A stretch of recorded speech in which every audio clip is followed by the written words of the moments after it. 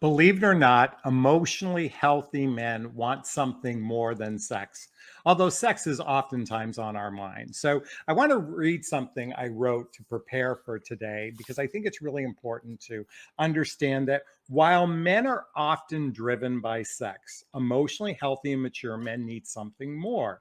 Here's the problem: most men over 40 are wounded from their childhood or their adult experiences. They are almost incapable of profound commitment beyond occasional companionship, occasional connection, and occasional sex. I want to think about this for a moment. Wounded people who have not healed from their wounds, whether it was from their childhood or from their adult traumas, oftentimes are incapable of commitment, and all they really seek is occasional companionship, occasional connection, and occasional sex. In fact, we saw a proliferation of this during COVID, where people were cooped up at home. And what did they do? They connected with people through their smartphones, through their devices, to temporarily connect with someone, temporarily have phone sex with someone. When I say temporarily, excuse me, I mean occasionally. And what we found is that human beings who haven't healed their childhood wounds and traumas are incapable of the deeper love that I'm about to talk about. And when I say the 5 things men need, let me just be clear about this. Women need these exact 5 things as well. This isn't singular to men. So why is it that so many women in particular who seek committed relationship, who seek love, find themselves in dynamics where they're with men who only want occasional companionship, occasional connection, and occasional sex? And why have I repeated myself several times?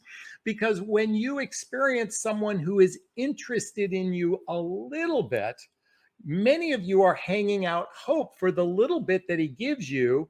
And then you're asking yourself, well, why is he giving me a little bit of companionship? Why is he giving me a little bit of connection? Why is he giving me a little bit of sex? He must like me. He must want something deeper if he's giving me a little bit. But ladies, have you ever heard the term breadcrumbing? I'd be shocked if you didn't. But breadcrumbing are those people that give you little bits of something, but they're not giving you the full meal.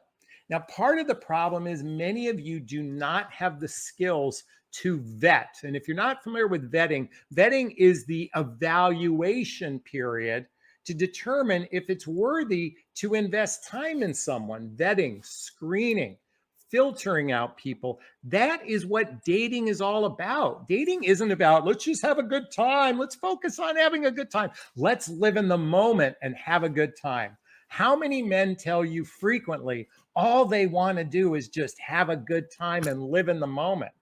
And yet, here's the challenge with living in the moment: you can find yourself getting attached to a person who is incapable of anything more than, I'm going to repeat myself, occasional companionship, occasional connection, and occasional sex. So it's critical. I think the more important question, rather than what a man needs, I invite you all to ask, what do you need? That is the critical question. What do you need to feel safe in a relationship? What do you need to trust in this relationship? What do you need with respects to how you want a relationship to look? Many of you have settled for these crumb-based relationships, hoping for something more. And do you know the average woman will spend anywhere from 2 to 5 years hoping that this guy will turn around? If I just give him more love, if I just give him more love, if I just give him more, if I just double down on giving him more, he will choose me. The vast majority of men and women are wounded in their 40s. They have unresolved childhood wounds or adult trauma. So let me give you an example of childhood wounds. Okay. If you're not familiar with the book Attached by Amir Levine and Rachel Heller, here's a copy of the book. By the way, all the books I recommend are in the description below. Here, I'll put this in the banner right here so you can see this. All my book recommendations. The book Attached. This is to understand love attachment style. If you've heard the term avoidant, fearful avoidant, dismissive avoidant, anxious attachment style, secure attachment style. All of these types of attachment styles are a trauma that happened in someone's childhood. And this is their baseline for choosing a partner in the future. And sadly, many men are in the avoidant category. They are in the avoidant category. These are men who are fearful of love because of traumas that happen in childhood. One of the most significant traumas that happen in childhood is divorce. Today, we have seen a proliferation of divorce. Many of you who are in midlife are byproduct, your children are a byproduct of a divorce. And this is going to have ramifications, rippling effects on how they approach love as they get older. It doesn't really start to surface until someone starts hitting their 30s or 40s. This is where all the childhood wounds and traumas bubble up.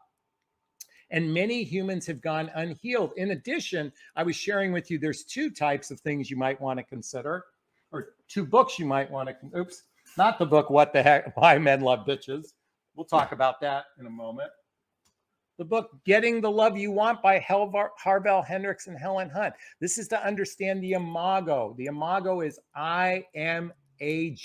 Someone write that in the chat box. This is for those of us that tend to relive an experience like our parents, like what we experienced in childhood. Have any of you dated your father? Have any of you dated your mother? I know I've dated my mother several times. And what I mean to say, that personality type, and that we choose those people because it's familiar to us and we haven't healed the traumas from childhood. Now let's focus on adult traumas. Divorce, roughly, do you know 75% of singles who are over 45 years old, this is anecdotal, by the way, are divorced. Divorce is an unraveling of the tapestry of our old lives. And for many of us, it can leave scars and wounds. There is actual PTSD. Is it PTSD? There's another form of shorter form. I forgot what it's called now. It just escapes me in the moment. That can be an incredibly traumatic event, going through a divorce or a significant breakup. And if the woman broke up with the man, that can leave a scar for the man who could take years upon years upon years to get healed. You know, excuse me, I got something in my teeth. Excuse me. Alison Armstrong talks about something called the tunnel men go through. If you're not familiar with the book, where is it? The Queen's Code. The Queen's Code by Alison Armstrong. She talks about the tunnel men go through. I can tell you, I went through this tunnel. It's also known as midlife crisis. What happens in midlife crisis is men aren't capable of truly committing, and yet we want that occasional companionship. We want that occasional connection. We want that occasional, well, we want sex regularly, but it's at our time frame. Okay? A lot of men go through this, and you are choosing men. Many of you just have a broken picker. In fact, if you need some support with that, right here is a link to its free discovery call with me. It's also a link below. My job, my area of expertise is to help you make better choices, because guess what? 8 out of 10 men aren't even capable of a commitment. I can teach you how to put the odds in your favor for those 20%. They're what I call the growers and the builders. These are the men who have a capacity to fall deeply in love with you. And I can help you with that. Okay, with that said, I want to address one more thing before we get into the 5 things men need more than sex. And that is, just remember, ladies, these days you're meeting most likely a total stranger, a total stranger. I am shocked at how many women will travel to go meet a total stranger who they've had little communication with. And on the hopes, because there's been some connectivity over the telephone, over FaceTime, believing that this person is a possibility. As an example, just remember, you're meeting total strangers. It is your job to find out every nook and cranny about this person. Who was his first crush? Who was his favorite teacher in grade school? You know, what was his favorite childhood memory? Did he have a good relationship with his parents? Think of all the things you might need to know to actually feel a sense of trust and safety with a person. And I'm just picked those off the top of my head. I want you to think about it. It used to be 60, 70, 100 years ago, anybody we mated with was within our tribe. There was no degrees of separation. You either knew them or there was 1 degree of separation. Now I want you to think about it. You might have 4, you probably have 2 to 3 degrees of separation, but do you know anybody who knows this person that you're communicating with? I want you to think about that. Do they know this person? Do they know this person's background? What they went through in childhood? What kind of character do they have? Do you know what's interesting? Many of you will fall for the chemistry piece without ever determining this person's character. And just remember, it's not just about being strangers out there. It's not just about meeting strangers. You also, if you want to meet a quality guy, you have to put yourself out there to be seen by these men who are the growers and the builders. So it requires making effort. And if you don't like this, I'm sorry. That's the reality of the world we live in. I'm just here to report the news. Do I have a little bit of judgment and bias? Yes, I do. I'm certainly biased for protecting women because I'm your big brother. If I could be there on a first date with the shotgun pointed at the guy's head saying, "What's your intentions with my little sister?" That's what I would do for you. And you have to do that for yourself. Okay. So now let's just assume you've actually determined that this person you're with is emotionally healthy. He's emotionally mature. And he genuinely wants to explore a fully committed relationship with you. Well, we're going to share those 5 things he wants more than sex. And guess what? You want these same 5 things too. So I pulled out my trusty notes. Let's share these. Number 1, and again, this is men and women alike. Number 1, respect. And it starts on the very first date. I probably have had dozens, if not hundreds of first dates. Do you know how many women were late for the first date? I'm going to say 50, 60, 70% of women were late. You know what? To me, that shows a lack of respect. People who are, I'm just using late as an illustration of respect, but it starts on the very first. By the way, men have been late on first dates too. I think it's a lack of respect because I promise you, if you had a 5 o'clock dinner date with someone for drinks or something like that, and that was your boss, I promise you, you never would have been late for that. If it was your child that needed to be picked up from school, you wouldn't be late for that. And yet for a total stranger, many of us operate from a lack of respect. As I said before, I can think, and by the way, I'm ridiculously punctual. Any of my clients know I call them literally on the dot of a coaching session. If it's a 5 o'clock call, I'm on the phone at 4:40, 4:59.30 seconds getting ready to dial. Okay. But that's first date respect. What about demonstrating, genuinely respecting a person? We all as human beings want to feel respected to some degree because that's how we feel cherished, when a person respects us for who we are. And if we have judgment for what they do for a living, or criticisms, or don't like their behavior, or don't respect their parenting style, that's going to be problematic in relationship. So number 1 is respect. We all want that. Is that an agreement? I think we can agree. Number 2 is trust. Do you feel safe to be yourself? Do you feel accepted for being yourself? That's what trust is being accepted for who you are. Trust isn't just about fidelity. Trust is, does this person have my best interest at heart? Do my feelings matter to them? That's really the core element of trust is, does this person have my best interest at heart, and do they accept me for who I am? And there's an old saying, men marry women hoping they don't change, and women marry men hoping they do change. Let me tell you something. The minute someone tries to change us for who we are, it's going to be problematic. Now, I'm not here to suggest you be a doormat in a relationship and accept bad behavior from a man. Absolutely not. Never in your life should you accept bad behavior. And if you need some help learning how to build trust, again, schedule a discovery call with me. Many of you do not know the 5 elements for building trust, and I can help and support you on that. By the way, is this content resonating with you? If it is, please hit that like button. Please share this video. Please subscribe to my channel now. Okay, number 3, emotional connection. Now, within emotional connection, the key elements are friendship, fun, play, and laughter. Friendship, fun, play, and laughter. I can't believe how many of you are in relationships where the two of you don't play together. You don't laugh together. You don't really have a friendship. I worked with a woman several years ago I asked, she was in a committed relationship for something like 9 months, and there was some problems. My first question, how good of friends are you with each other?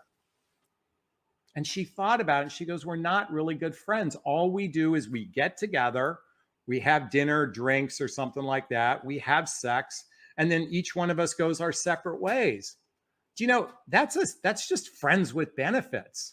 And quite frankly, you're not really friends.